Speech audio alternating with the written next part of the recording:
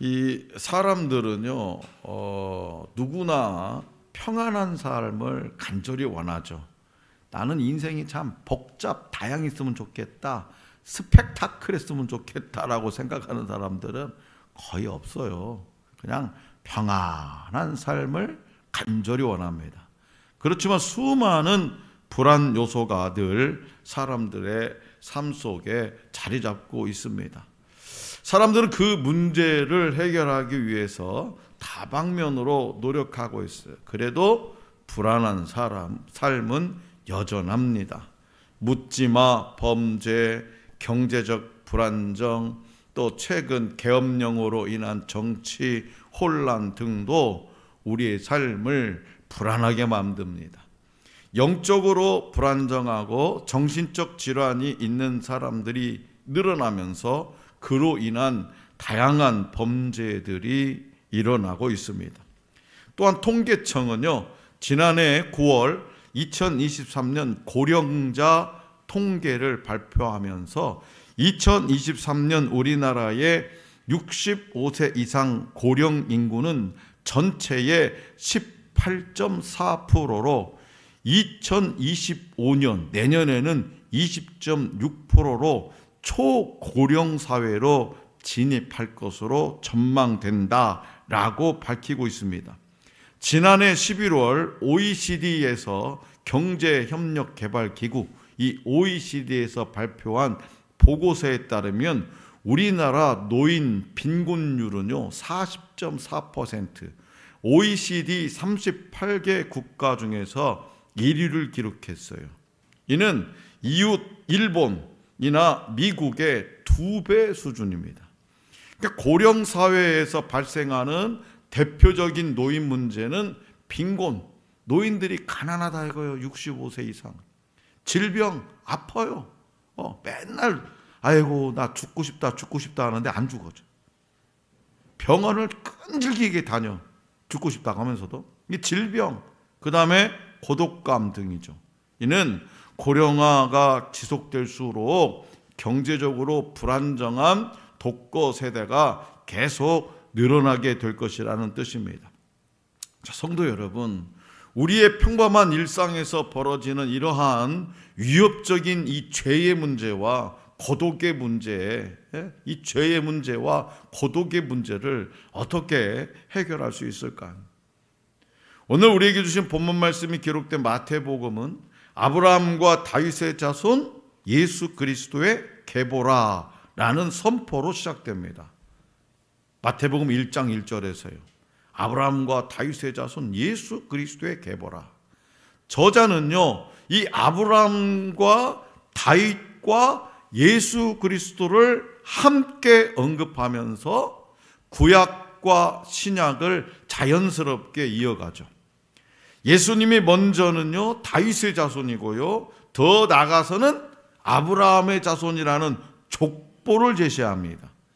예수님의 족보에 나오는 이름들은 유대인들에게 매우 중요한 의미가 있습니다. 이 족보의 가장 중요한 목적은 하나님이 이스라엘에게 약속하신 메시아가 바로 예수님이라는 사실을 입증하는 거죠. 마태의 이러한 목적은 이스라엘 전체 역사를 14 곱하기 3으로 제시한 데서 드러나요. 이는 완전수인 7의 배수인 14를 3번 반복한 것으로 이제 메시아 도래를 위한 준비가 끝나고 완성의 때가 확실하고도 완벽하게 임박했음을 강하게 암시합니다. 자세히 살펴보면 마태가 족보에 의도적인 수정을 했음을 알 수 있어요. 처음과 마지막 14대는요 정확히 말하면 13대예요. 가운데 있는 14대는 이 기간에 속하는 이스라엘 왕 17명 중에서 3명을 제외해서 14로 맞춘 것이기 때문입니다. 그래서 마태는 예수님을 이 왕들의 족보와 연결함으로써 예수님이 왕으로 오셨음을 강조하고 있어요. 끝으로 이 족보에는 특별한 사연을 가진 여인의 이름 5명이 거론되죠. 하나는 첫 번째는 다말, 두 번째는 라합, 그 다음에 룻, 우리아의 아내, 그리고 마지막에 마리아입니다. 자, 본문 말씀은, 오늘 우리에게 주신 이 본문 말씀은 예수 그리스도의 나심이라는 구절로 시작합니다. 그렇죠? 예수 그리스도의 나심은 이러하니라, 이렇게 시작해요. 그래서 나심이라는 말, 나심은요, 마태복음 1장 1절에 계보, 헬라어는 게네시스와 동일한 단어고요. 이 나심이라는 말은 탄생, 역사를 의미해요. 그래서 예수 그리스도의 탄생은 매우 특별하죠. 한 남자의 요셉과 한 여자 마리아의 정혼까지는요, 일반인들, 다른 사람들의 경우와 다를 것이 없어요. 한 남자 요셉과 한 여자 마리아가 서로 결혼하기로 약혼을 했대요. 다를 것이 없어요. 요셉과 마리아는 약혼한 사이예요.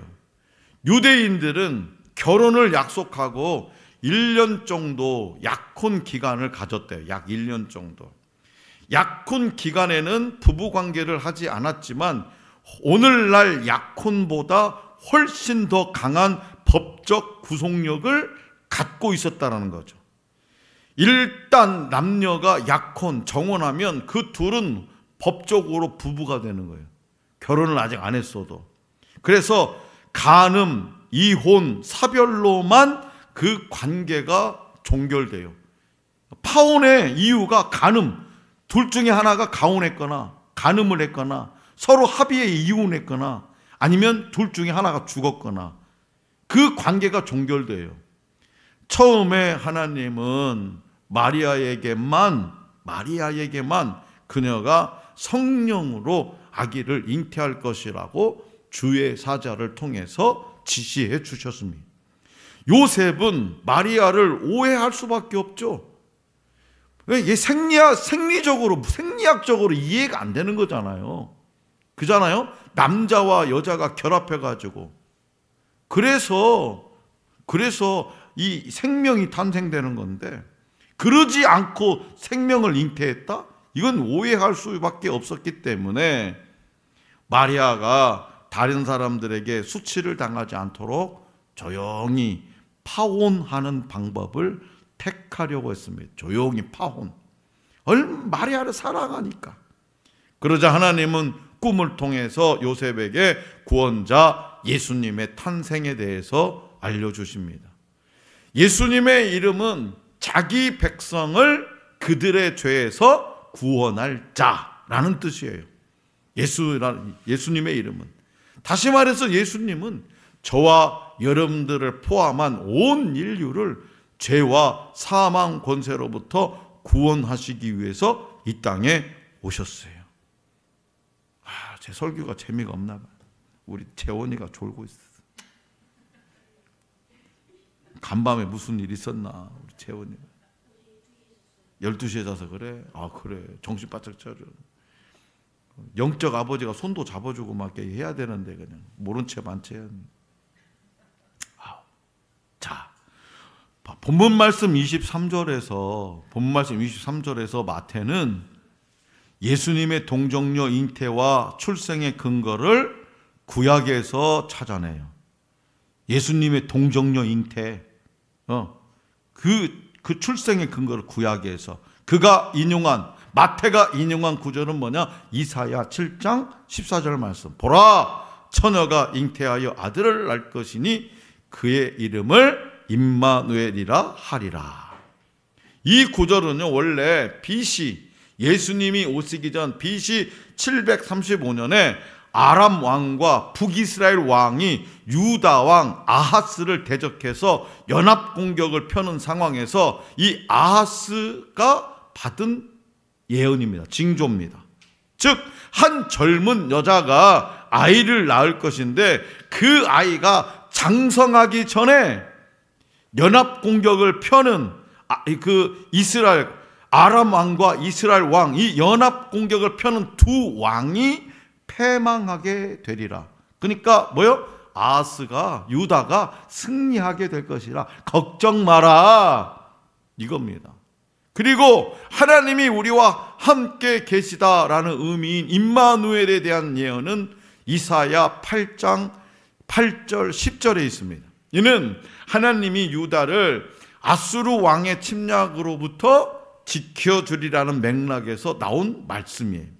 더 나아가 이사야 9장 6절에서 7절 만군의 여호와의 열심히 일을 이루시리라 이 말씀과 이사야 11장 1절 2절 여호와를 경외하는 영이 강림하시리니 라는 말씀을 통해서 이사야 선지자가 단순히 한 아기의 탄생만을 말한 것이 아니라 한 아기가 탄생하고 끝, 애가 탄생해서 끝, 이게 아니라 이사야 6장에서 12장에 걸쳐서 구체적으로 메시아의 탄생을 예언하고 있음을 우리는 알 수 있어요. 다시 말해서 메시아는 이스라엘과 이사야 당시 세대만을 위한 구원자가 아니라 모든 민족 및 모든 세대와 함께 하시는 구원자라고 이사야 선지자는 예언하고 있습니다.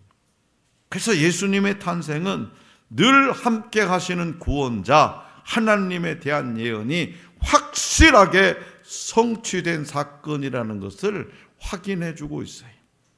자, 성도 여러분, 하나님은 죄와 죽음으로부터 저와 여러분들을 구원하시고 저와 여러분들과 함께 하시려는 약속과 계획을 예수 그리스도의 탄생을 통해서 친히 성취하셨어요. 약속을 지켜주셨단 말이에요. 저와 여러분들과 함께 하시고 재원이와 함께 하겠다라는 거예요. 영원토록. 우리 윤우와 함께 하겠다라는 거예요. 영원토록. 그렇기 때문에 그리스도인은 예수와 임마누엘이신 주님의 이름을 의지하면서 그분과 온전히 동행함으로 그리스도께서 탄생하신 의미를 삶으로 누려야 됩니다. 그러니까 우리가 고독할 이유도 없고 그 다음에 불안할 이유도 없다라는 거예요. 그럼에도 불구하고 여전히 죄 가운데 있는 모습은 무엇 때문이냐 이거예요. 여전히 불안해하고 외롭다고 하고 고독하다고 하고 쓸쓸하다고 나는 소망이 없다고 하고 자책하고 죄짓고 왜 그렇게 사냐 이 말이에요. 예수는 히브리어로 여호수아 또는 예수아이고요. 여호와는 구원이시라라는 의미를 지니고 있어요. 여호와는 구원이시라. 이는 하나님이 언약하신 종말론적 구원을 이루어낼 존재로 예수님이 이 땅에 오셨음을 뜻합니다. 또 예수는 그리스도 곧 메시아와 연결되는데 이는 유대인이 대망하던 바로 그 메시아가 오셔서 인류의 죄를 속량해 주신다는 신앙 고백이. 그렇다면 저와 여러분들이 받은 이 구원은 어떤 의미일까요? 우리가 하나님 보시기에 더 이상 심판의 대상이 아니라 그분의 자녀가 되었다는 거예요. 우리는 심판의 대상이 아니에요. 얼마나 감사해요. 하나님의 자녀가 이 세상 마지막 날에 우리가 죽음으로써 세상을 맞이하든지 이 세상 끝을 맞이하든지 아니면 다시 오실 예수님 재림하심으로 이 세상 끝을 맞이하든지 둘 중에 하나인데 그때 우리는 하나님의 심판의 대상이 아니라 그분의 자녀가 되었다는 거예요. 사랑하는 아들아 어서 오너라. 사랑하는 딸아 어서 내 품에 안겨라. 우리는 그런 자녀가 되었다는 거예요. 또한 지금까지 자기 욕심과 욕망에 끌려 다니던 삶을 청산하고 거룩한 삶으로 변하게 되었다는 뜻. 이게 바로 뭐냐? 바로 구원이에요. 우리가 구원받은 이유예요. 그러나 우리 중에는 하나님의 자녀가 된 것은 좋아하면서도 정작 죄로부터 돌이키지 못하는 사람들이 있습니다. 아직도 죄가 주는 쾌락을 끊어버리지 못하겠다는 거예요. 심지어 이미 모든 죄를 용서받았기 때문에 현재 어떻게 사는지는 중요하지 않다고 주장하기도 합니다. 그러나 하나님이 예수님을 통해서 오늘 저와 여러분들을 구원하신 목적이 무엇인지 진지하게 생각해 봐야 합니다. 하나님 우리에게 주신 구원은 단순히 심판으로부터 벗어나는 것일 뿐만 아니라 죄의 세력과 권세에서 벗어나서 의롭고 거룩한 삶을 추구하라는 우리 주님의 초청이기도 해요. 죄의 세력과 권세에서 벗어나서 의롭고 거룩한 삶을 살아다오 제발. 그렇기 때문에 구원받은 자는 거룩한 삶을 살아야 할 사명을 충성스럽게 감당해야 됩니다. 예수님을 보내주신 하나님의 사랑을 날마다 기억하며 감사하며 살아가야 합니다. 자, 성도 여러분, 세상의 종교들은 인간이 신의 마음에 들도록 공을 들이고 자신을 수련해야 그 신에게 도달할 수 있다고 말합니다. 신의 마음에 들도록 공을 들여. 그래서 막 새벽마다 막 피나게 구슬하고 막 하고 막 난리 없어. 돼지 막 머리에다가 입에다가 돈도 꽂아놓고 그러러 가서 나중에 또 그 돼지 머리 푹 삶아가지고 또 다 뜯어먹어. 이 도대체 뭔 짓이야? 막 공을 들여. 그러나 성경은 하나님이 우리와 함께 하시기 위해서, 이게 완전히 차원이 수준이 다른 거야. 하나님이 저와 여러분들과 함께 하시기 위해서 인간이 되셨음을 강조해요. 저와 여러분들과 함께 하시기 위해서 친히 낮고 낮은 인간 세계로 오셨다는 거예요. 임마누엘의 예수님. 임마누엘로 오신 예수님은 세상 끝날까지 우리와 함께 하시겠다고 약속하셨어요. 앞으로 하늘 소망교회 성도들은 목사님 나 외로워요. 나 외롭다니까요. 너무나 힘들어 요새 외로워가지고. 이런 말 하는 사람 믿음이 없는 사람이에요. 아직도 구원의 확신이 없는 사람이에요. 혼날 겁니다, 저한테. 그렇다면 이 약속은 오늘 저와 여러분들의 삶과 믿음에 어떤 의미와 태도를 가지게 할까요? 임마누엘의 예수님. 사람은 외로운 존재라고들 말합니다. 그래서 사람인 그 한자, 사람인 글자를 보면서 서로 어떻게 기대고 의지하면서 살아야 한다고 말해요.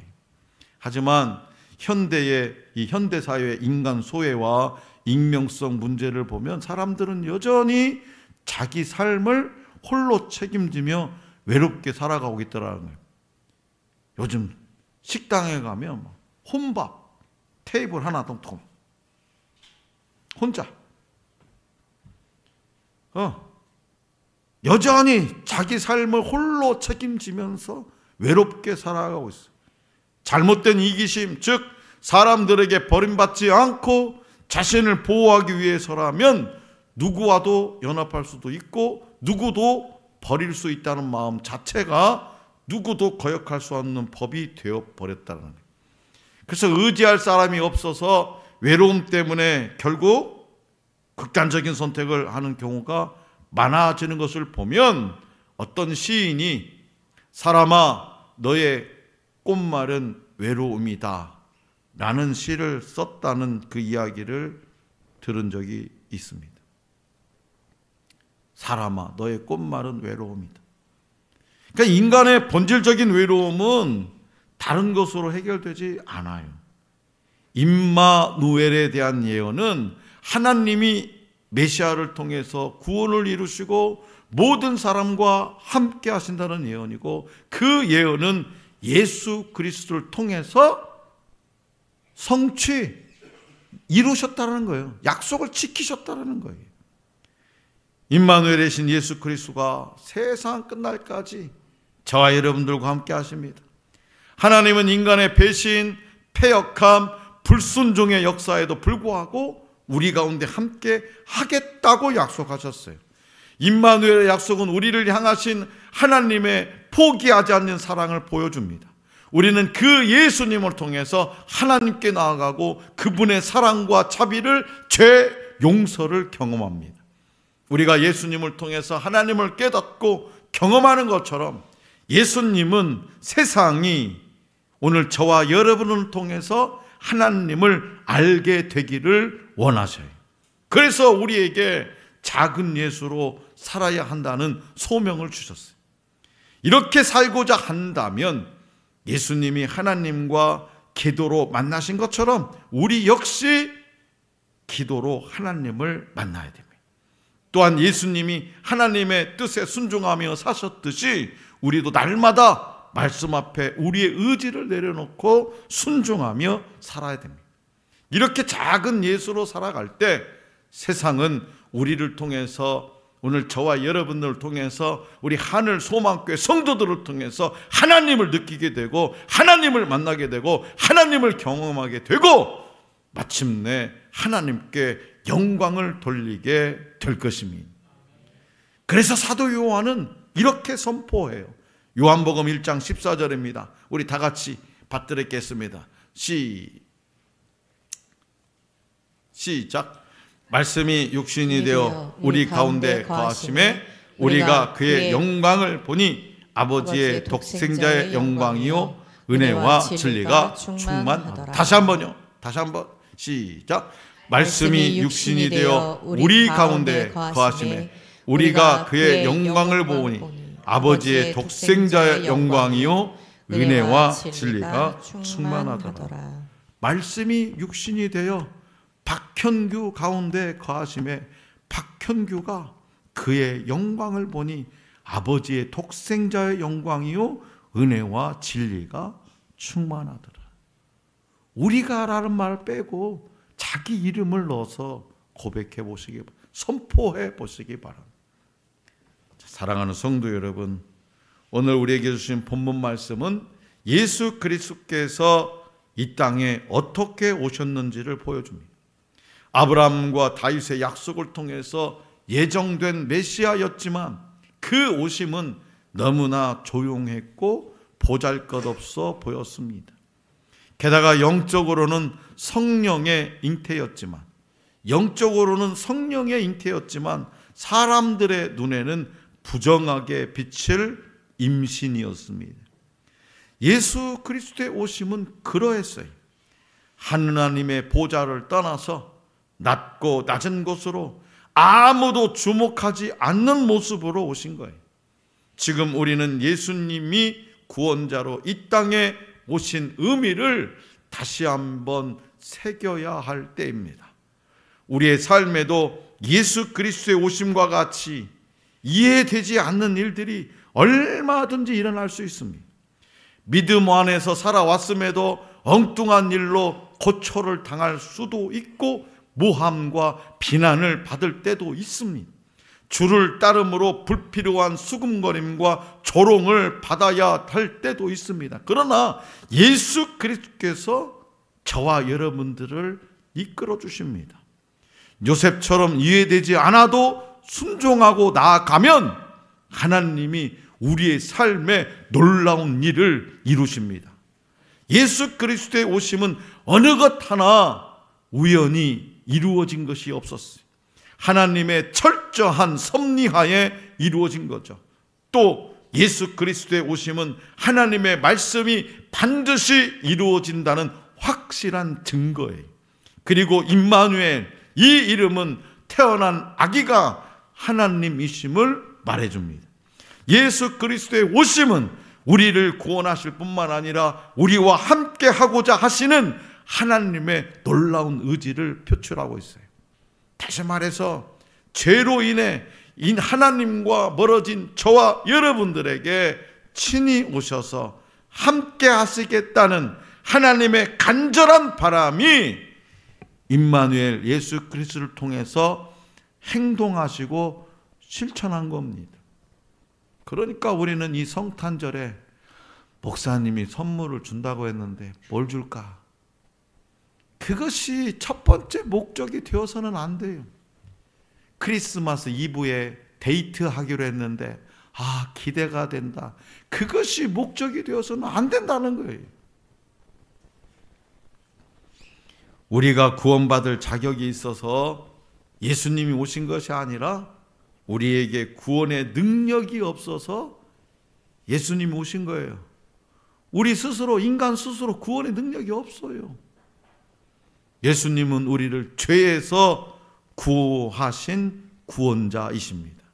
그러므로 우리와 함께 하시는 하나님, 곧 임마누엘이신 예수님만이 이 시대에 꼭 필요한 해답을 주실 수 있다는 사실을 믿으시기 바랍니다. 예수님을 보내주신 하나님의 사랑에 반응하며 살아가는 우리 모두가 될 수 있기를 간절히 기원합니다.